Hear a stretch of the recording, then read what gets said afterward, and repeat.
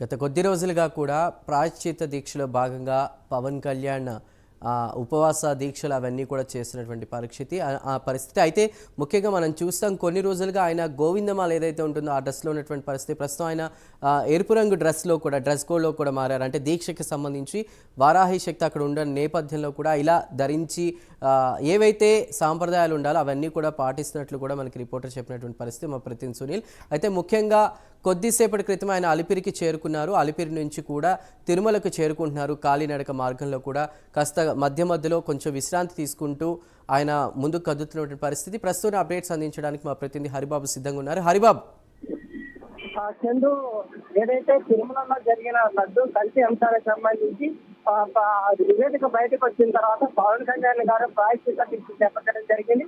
ఈ ప్రాయశ్చిత్త దీక్షలో భాగంగా ఆయన 11 రోజుల పాటు కఠిన దీక్షను పూని ఉపవాసాలతోటి స్వామివారిని అర్చించడం జరిగింది. అయితే ప్రాయశ్చిత్త దీక్షను ఏదైతే విరమణ చేయాలో ఆ విరమణకి తిరుమలలో శ్రీవారిని దర్శించుకొని తిరుమలలోనే దీక్ష విరమిస్తారని చెప్పని పవన్ కళ్యాణ్ ప్రకటించారు. ఆ మేరకు ఆయన ఈ రోజు సాయంత్రం తిరుపతికి చేరుకొని అక్కడ నుంచి అలిపిరి మెట్ల మార్గం ద్వారా తిరుమలకు బయలుదేరి వెళ్లారు. పోలీస్ అధికారులు పవన్ కళ్యాణ్ పూర్తి స్థాయిలో 3 అంచెల భద్రతా వ్యవస్థను ఏర్పాటు చేసి ఎక్కడ ఎలాంటి ఇబ్బందులు తలెత్తకుండా ఆయనకి పూర్తి స్థాయిలో చర్యలు చేపట్టిన పరిస్థితి అయితే కనిపిస్తుంది. మీడియా సంబంధించి కూడా కొన్ని ఆంక్షలు అయితే విధించినప్పటికీ కూడా చివరి నిమిషాల్లో పవన్ కళ్యాణ్ చొరవతోటి మీడియా మీద ఆంక్షలు కూడా పోలీసులు తొలగించిన పరిస్థితి. దీంతో ప్రస్తుతం ఆయన సజావుగా ఆయన పాదయాత్ర అయితే సజావుగా సాగుతుందని చెప్పాలి. తిరుమలకి కాలినడకన వెళ్తున్నాయని మరో 60 గంటల్లో ఏదైతే నామాల గోపురం ఉందో నామాల గోపురం చేరుకుంటారు. అక్కడి నుంచి మళ్ళీ తిరుమలకు బయలుదేరి వెళ్లే అవకాశాలు ఉన్నాయి.